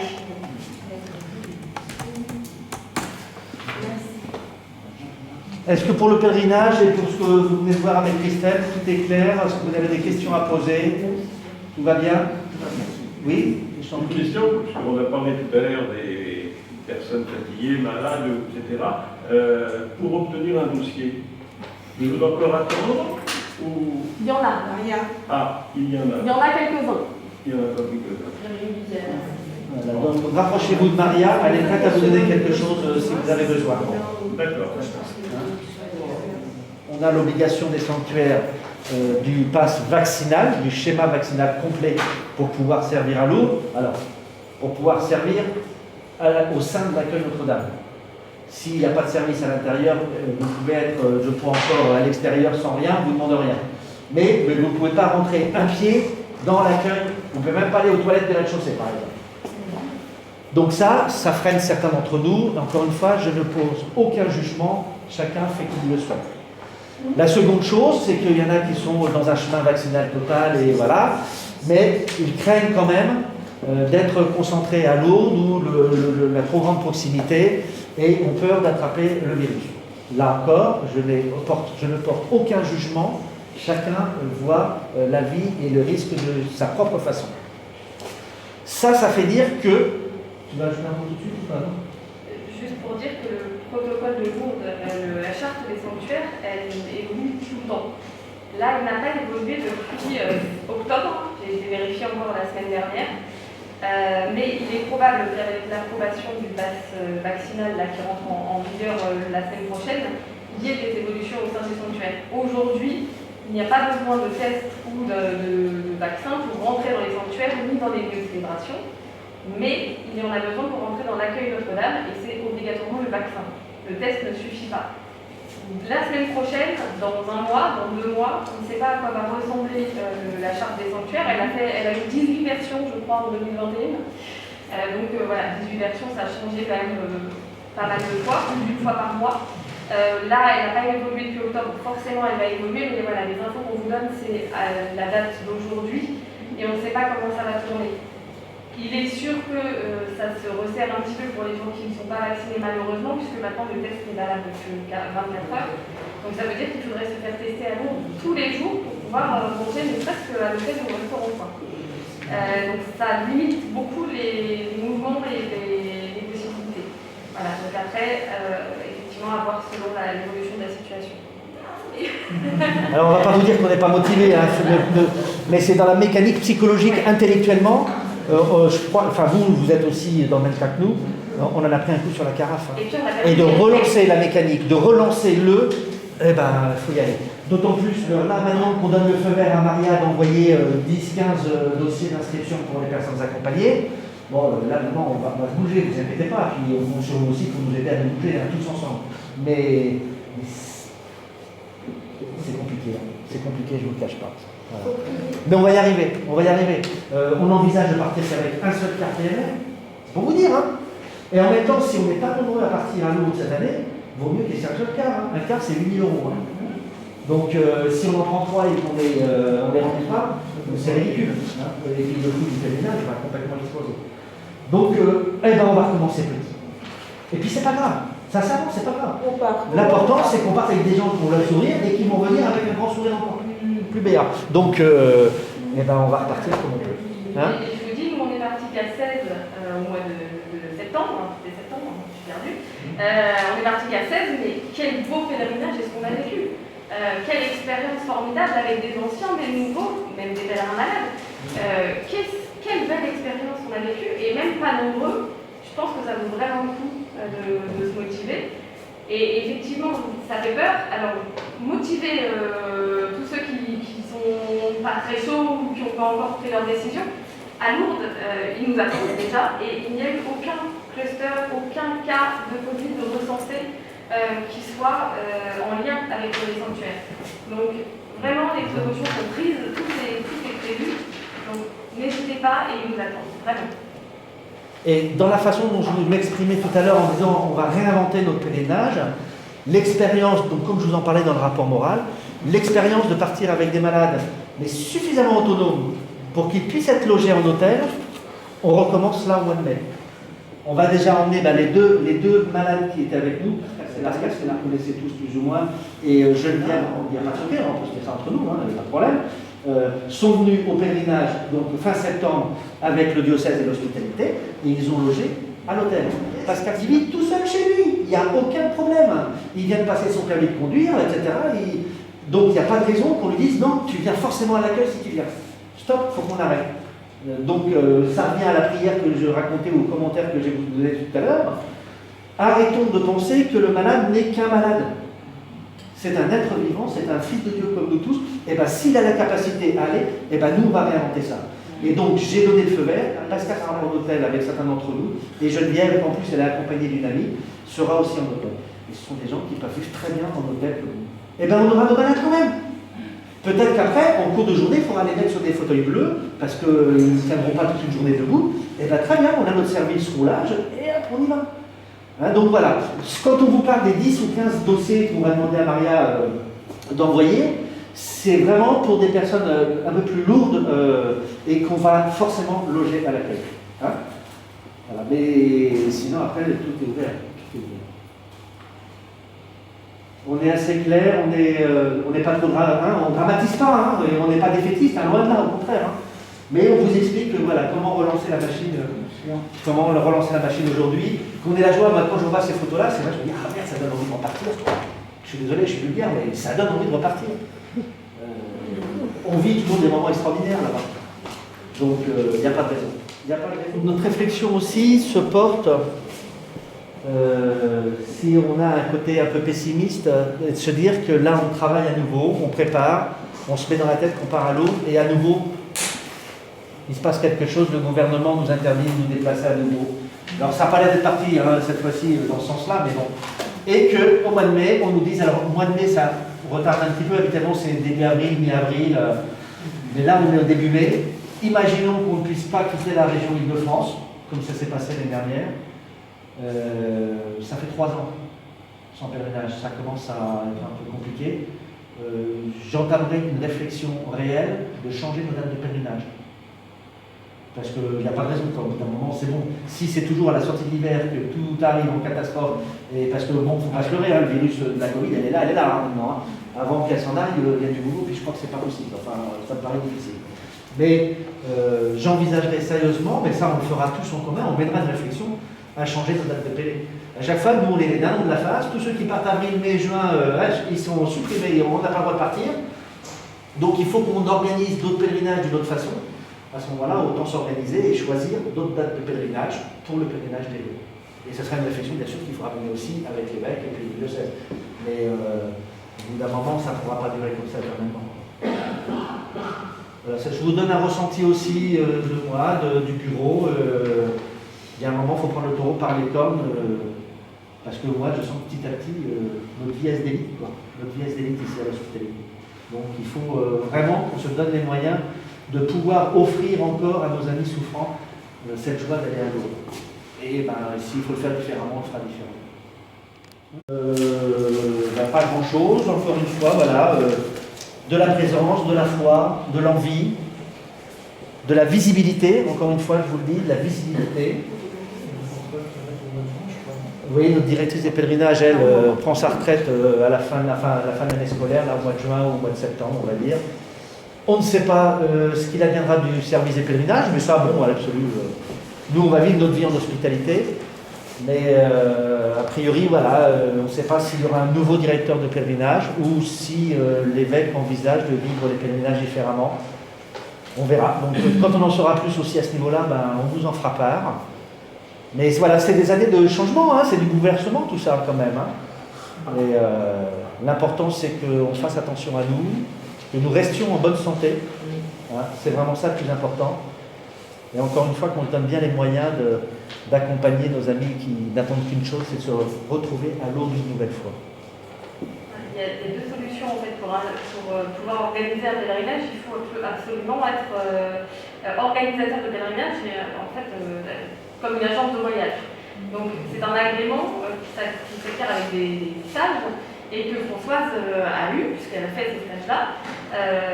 Mais cet agrément il est valable 3 ans après qu'on arrête de faire des stages. Comme là, personne n'a remplacé Françoise sur ces stages, personne n'est formé actuellement dans le diocèse. Et du coup, on ne sait pas qui a l'agrément. Personne pour l'instant après Françoise n'a l'agrément. Donc il y a 2 solutions, c'est soit celle-ci d'avoir quelqu'un qui a l'agrément sur le diocèse, soit de faire appel à un prestataire extérieur. Donc vous connaissez peut-être tout Bibel pour avoir vu des organisations, voilà, c'est un des prestataires possibles. Il y en a d'autres, mais c'est le plus important sur le secteur. Et donc on peut faire appel à ce genre de prestataire.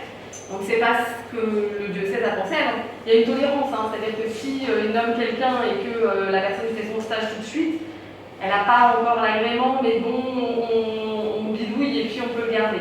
Mais pour l'instant, c'est vrai qu'on ne sait pas, François en saura plus dans le courant de l'année, là, et elle nous tiendra au courant de ce qui va se passer. Mais ça n'impacte pas notre préparation de pèlerinage à nous.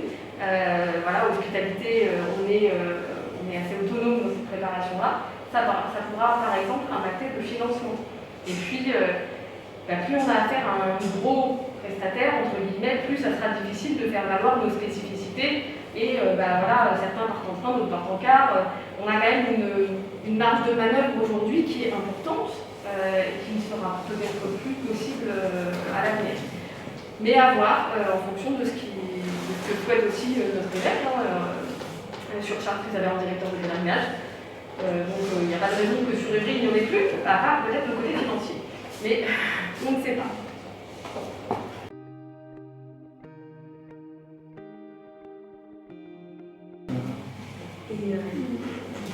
Oui. Bonjour à tous, je suis très contente de revoir ces quelques personnes, ça fait très longtemps. J'ai un petit souci, puisque peut-être c'est mon mail, je reçois aucun mail. Donc tout ce qu'on raconte là, moi je l'entends pour la première fois.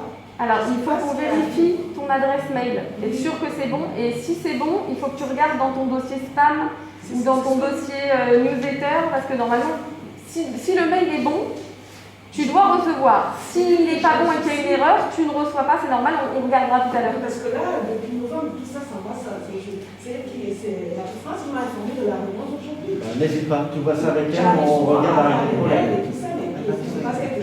On regarde tout à l'heure. Hein. On va bien reconfirmer ton mail et être sûr que j'ai le bon, parce que des fois on ne sait jamais. Hein. Et pour ma part, il n'arrive jamais dans ma boîte de réception, il est toujours avec les infos de promoteur, avec les pubs où j'en reçois 720 000 mètres de pubs. Il y a celui d'hospitalité qui arrive au milieu. Donc, pensez à regarder toutes vos boîtes de, comme elles disent, spam, etc. Machin.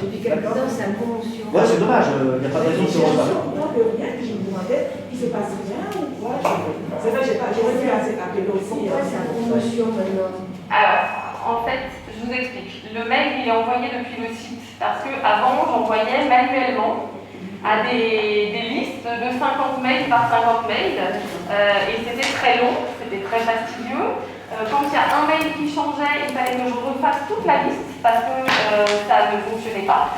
Et donc, il y a eu des mails qui sont envoyés à des boîtes de personnes qui étaient décédées, par exemple. C'est un petit peu embêtant. Donc, c'était vraiment pas pratique. Donc, nous avons investi dans un petit système qui nous permet d'envoyer les mails directement depuis le site et ça se fait automatiquement. Le revers de la médaille, c'est qu'effectivement, on est considéré comme quelqu'un qui envoie une newsletter. Alors, comme la newsletter de Carrefour pour vendre la promo de son beurre Le Fleurier, je ne sais pas, on arrive souvent, du coup, dans les listes au même endroit que Carrefour ou dans les spams. Et là, on n'a malheureusement aucun moyen de contrôler ça, sauf il faut que vous ajoutiez mon adresse à vos expéditeurs connus, ça peut aider. Et sinon, il faut penser à vérifier régulièrement dans les spams. Il y a deux autres moyens d'être un petit peu informé. On a un compte Twitter et un compte Facebook, sur lesquels une page Facebook sur lesquelles on publie. Chaque fois qu'on fait une action, on publie quelque chose. Là, tout à l'heure, j'ai envoyé des photos. Souvent, quand j'envoie une info, je dis « Ah, l'info est en cours d'envoi ». Ça peut vous permettre de penser d'aller sur le site. Et les infos sont sur le site. Alors, les nouvelles, il faut se connecter. Donc, on a un mot de passe. Si vous avez un souci avec ça, vous me direz, je peux vous recréer un mot de passe. Mais voilà, les nouvelles, vous devez vous connecter pour les lire. Mais les infos classiques, elles sont accessibles à tout le monde. Un petit peu édulcorées, il n'y a pas de nom de famille, il n'y a pas tout ça, mais en gros, les infos sont accessibles à tout le monde. Et donc, vous pouvez les voir sur le site. Il suffit que vous sachiez qu'il y a une info qui est en fait. Voilà, mais n'hésitez pas, si vous avez des soucis avec ça, on regardera après et vous me redonnerez bien votre bon mail pour que je puisse vérifier si c'est ce que j'ai ou pas. Parfois on change de mail, on oublie de signaler, et puis après ça passe à l'as et on oublie. Ou parfois il peut y avoir un problème, j'ai pu faire une dyslexie et inverser 2 caractères, donc il faut qu'on vérifie ça. Merci.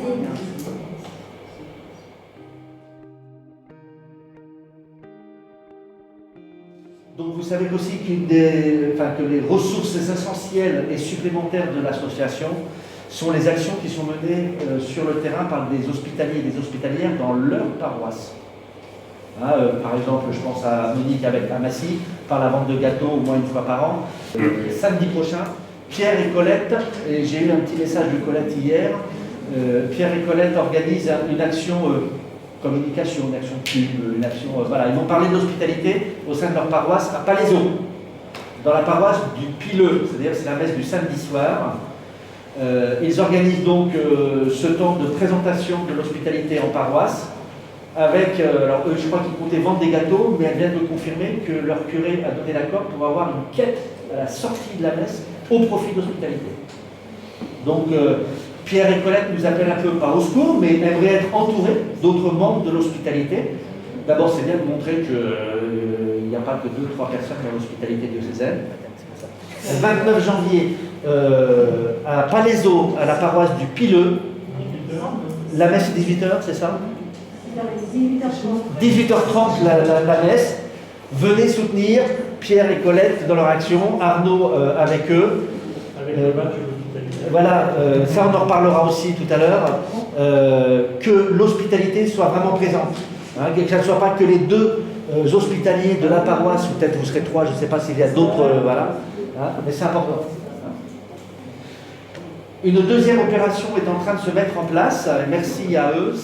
Alain et Mado organisent ou souhaitent organiser l'appareil, une action communication hospitalité vis-à-vis de leur paroisse. Le dimanche 6 mars, eux, je vous rappelle, ils sont de Saint-Pierre-du-Perret, donc au-dessus de Corbeil-Évry. Ben là encore, ça serait bien que l'on soit plusieurs de l'hospitalité à les accompagner, voilà, pour montrer qu'il y ait une association au service des personnes malades souffrantes qui existe en Essonne et qu'on ait des gens sympathiques avec des bonnes têtes. Quand vous faites une vente de gâteaux, prévenez les prêtres avant de mettre tout en branle. Ouais, tout à fait. Les prêtres qui ne sont pas d'accord, donc ne les contrariez pas. Tout à fait, Monique a raison, ces actions elles se font en concertation, bien sûr, avec le responsable de paroisse. Vous ne faites pas ça sans rien faire, sans en parler. Donc il faut vraiment faire ça en concertation. Et puis l'information de la date des deux va être communiquée par mail, en tout cas pour celle de samedi, c'est sûr, samedi prochain ce sera par mail. Si vous avez dans votre entourage des gens qui ne reçoivent pas les mails et qui seraient intéressés, qui habitent dans le secteur par exemple, n'hésitez pas à leur en faire part aussi, parce que je ne pourrais pas envoyer un courrier d'ici samedi prochain, je ne pense pas. En tout cas, je n'ai pas de certitude qu'il arrive, parce que je n'ai le courrier qu'une fois par semaine, donc ça va être compliqué. Mais voilà, si vous avez des gens que ça peut intéresser, n'hésitez pas. Et je fais un aparté, petite publicité. Il en reste, normalement, il y en a eu dans toutes les paroisses. Donc là, si vous avez vu que dans votre paroisse, ça a été un petit peu pris, vous pouvez repartir avec quelques publicités et remettre dans votre église. Il n'y a pas de souci.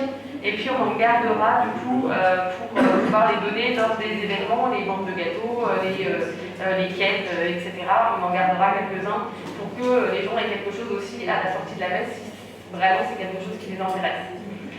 Voilà, donc n'hésitez pas, elles seront tout à l'heure à la sortie. N'en prenez pas 50 par personne, soyez raisonnable, une petite dizaine grand maximum. Il faut qu'il y en ait pour tout le monde ce matin, cet après-midi et qu'il en reste aussi pour les actions. Je ne vais pas tout emmener aujourd'hui, il m'en reste encore un petit carton chez moi, mais quand même. D'autant plus que je participe à l'équipe soutien logistique des grandes réunions synodales qui vont avoir lieu dans les mois qui arrivent. Ça se passe à Athis-Mons, donc nombre de représentants du département et de près du département seront présents. Je vais demander à ce que je puisse mettre à disposition, voire même peut-être, pourquoi pas, on peut rêver, avoir un temps de parole pour présenter l'hospitalité de pèlerinage à l'Aude à différentes personnes du département en une seule fois. Ça sera assez génial. Je connais bien la responsable, donc j'ose espérer qu'avec mon plus beau sourire, j'arrive à avoir son autorisation. Voilà, donc n'hésitons pas à faire parler de nous d'une façon ou d'une autre. Arnaud, qui sera là cet après-midi, Arnaud Bourdon, m'a demandé que je ramène des stylos. Vous savez que vous avez fait fabriquer des stylos avec le logo de l'hospitalité dessus, un petit peu punchy avec le flashy, etc., que je proposais à mettre en vente 2 € ou plus selon ce que veulent les gens. Arnaud va les apporter samedi prochain à Palaiseau pour proposer ça en plus des gâteaux pour les gens qui veulent. Souvent, les gens ils laissent un billet de 5 € pour un petit stylo. Et ils sont très agréables, ils écrivent très bien. Voilà. Si tu veux en acheter aujourd'hui, il n'y a pas de souci, il n'y a aucun problème. 2 € stylo, voilà. Et pour finir sur les opérations de communication et de visibilité, alors vous allez dire qu'une fois je suis peut-être un peu barré dans ma tête, mais quand je vois d'autres hospitalités qui ont un visuel fort, qui ont un impact visuel fort par un vêtement, par un logo, par un chapeau, enfin par différents moyens, je suis quelquefois un peu triste quand on accompagne des amis décédés lors d'obsèques ou quand on est, je vois avec les autres hospitalités de Paris. de me dire, on ne nous voit pas spécialement. On a notre foulard, c'est déjà pas mal, hein, on a notre foulard, mais quand on va à des obsèques, par exemple, on n'emporte pas le foulard. Alors peut-être qu'il faudrait qu'on le fasse, mais bon, à chaque fois, on me dit qu'il faut qu'elle lave les foulards après, c'est un peu dur. Donc vous avez vu, j'ai un gros badge sur ma poitrine. Je l'ai fait fabriquer sur Internet, hein, c'est pas difficile. À chaque fois que je vais à des obsèques, j'emporte avec moi une réserve pour que les gens de l'hospitalité puissent mettre ça et qu'on soit visible. Je vois que Marie-Hélène, elle l'a aussi sur la poitrine. Je ne sais pas qui n'en a pas encore eu. On peut la voir. Je vais vous en donner. Ah. Voilà, d'accord? J'ai amené une réserve. Là encore, profitez-en, c'est un cadeau de votre président. C'est-à-dire que je n'ai pas donné de facture, et je peux vous le garantir, je n'ai pas donné de facture à l'hospitalité pour fabriquer ça. Voilà, je me suis dit, on peut le faire, c'est un des fantasmes, qu'on soit un peu visible quand on est tous ensemble. C'est un peu gros, notre logo il est magnifique. Encore une fois, moi je craque complètement sur ce logo. Donc si vous n'avez pas encore eu de badge, je me fais confiance, hein, je ne donne pas à qui je les donne. Voilà, ils sont à disposition, c'est un cadeau de notre président. Et puis on envisage aussi, mais chaque chose en son temps, mais on envisage soit un t-shirt, soit, vous savez, les doudounes sans manches, enfin, ou un blouson sans manches avec le logo dans le dos pour le moment du pèlerinage ou des choses comme ça. Alors après, on étudie les coûts. Est-ce qu'on peut le faire de façon artisanale comme les sacs à blouse de Christelle en ce moment? C'est elle qui met avec son fer à repasser les logos. Ça permet d'acheter des t-shirts neutres blancs à pas cher et puis après de poser en transfert le logo dessus. C'est à voir. Éventuellement proposer quelque chose d'une qualité un peu plus supérieure et puis vous demander de participer dans les autres hospitalités. On nous propose aux gens, mais ceux qui ne peuvent pas l'acheter, c'est un peu délicat. Donc voilà, c'est en réflexion, mais je me dis, on est un groupe, on est une association, on est une famille, on est heureux de se retrouver tous ensemble quand on est ensemble. Eh ben, alors c'est pas de se remettre dans un uniforme complet. Hein. Moi, déjà les coiffes et les foulards quand on est à Lourdes en pèlerinage, c'est sympa. Mais si on a quelque chose en plus, voilà. Donc c'est des petites réflexions sur lesquelles on travaille. On pointille, il y a des moments où je laisse tomber, il y a des moments où je repars dessus. Enfin, voilà. Mais vivons à la retraite, il y aura plus de temps. Ça c'est bien là, les badges, parce que ce soit. Voilà, tout à fait, on n'est pas perdu. Mais même on voit que voilà, on va à la messe. Ça peut se mettre sur un béret si vous avez un béret ou un chapeau. Enfin voilà, vous en faites ce que vous voulez. Mais c'est important que l'on puisse dire, ou lors de, encore une fois, de rassemblements dans une paroisse, des membres de l'hospitalité sont là pour faire de la pub ou pour vous parler de ce qu'ils font. Levez-vous, voilà, on nous voit, on nous repère à la sortie. Ah je peux vous parler. Voilà, hein, d'accord?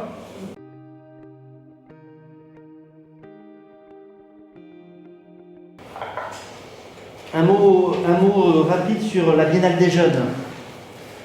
Ce qu'on appelle la Biennale des Jeunes, c'est une rencontre des jeunes hospitalités de France, puisque beaucoup d'hospitalités ont à l'intérieur une hospitalité jeune, c'est-à-dire un nombre suffisamment de jeunes pour vivre entre jeunes et au service des malades au sein de leur hospitalité. C'était bien, comme pour nous les présidents d'hospitalité, de se retrouver, de faire connaissance, de partager les expériences, les joies, les échecs, voilà. Donc, il a été mis en place par l'association la PHF, l'association des présidents d'hospitalité, la possibilité d'une rencontre des jeunes hospitalités, qui généralement a lieu seulement tous les 2 ans, et non pas tous les ans comme le congrès des présidents, et qui cette année, en 2022, se tiendra à Clermont-Ferrand. J'ai interpellé quelques jeunes que l'on a encore, même si on n'en a pas beaucoup, si on en a moins qu'à une certaine époque, parce que la difficulté d'avoir des jeunes avec nous, c'est que quand ils partent faire leurs études en province, on ne les a plus pendant le temps de leurs études. Mais on en a quelques-uns. Les documents d'inscription sont sortis, je les ai en ma possession. Caroline, je te les enverrai par mail si tu veux bien. Là aussi, on est en train de réfléchir à faire venir d'autres jeunes, pour pas que ta fille soit toute seule d'abord, et d'une. Et avec Jean-Jacques, on avait poussé même une réflexion, pourquoi il n'y aurait pas des adultes qui partiraient au moins pour encadrer pour le transport ou des choses comme ça, après leur faire vivre leur congrès entre jeunes, mais à Clermont-Ferrand, il y a des possibilités d'hébergement, il y a une cousine de Dominique qui habite là-bas, etc., etc. Donc, il y a peut-être la possibilité que des adultes qui ont envie viennent et puis aillent faire du tourisme pendant que les jeunes se trouvent en congrès. Ça peut rassurer aussi de savoir que les jeunes ne sont pas lâchés comme ça dans le centre de la France, sans surveiller un centre-ville. Donc, si vous connaissez des gens dans votre entourage, si vous avez des enfants ou des petits-enfants, d'abord qui voudraient servir, on ne sait jamais, hein, ça peut arriver. Et puis, les balancer dans le bain, de rencontrer d'autres jeunes, c'est motivant de savoir qu'on n'est pas seul. Je vous invite à nous interpeller et je vous donnerai toutes les informations nécessaires. Les dates de la conférence, c'est du 4 au 6 juin. Donc je sais que c'est un week-end de Pentecôte, quelque chose comme ça.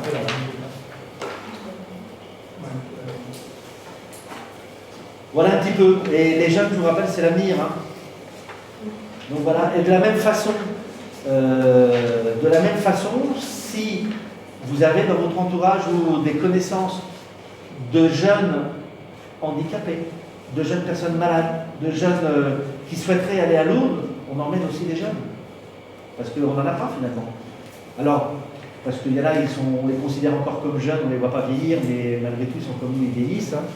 Donc on n'a plus vraiment de jeunes, d'adolescents ou d'enfants que l'on emmène avec nous. Il ne faut pas leur fermer les portes, surtout pas. On est là aussi pour ouvrir nos portes aux jeunes.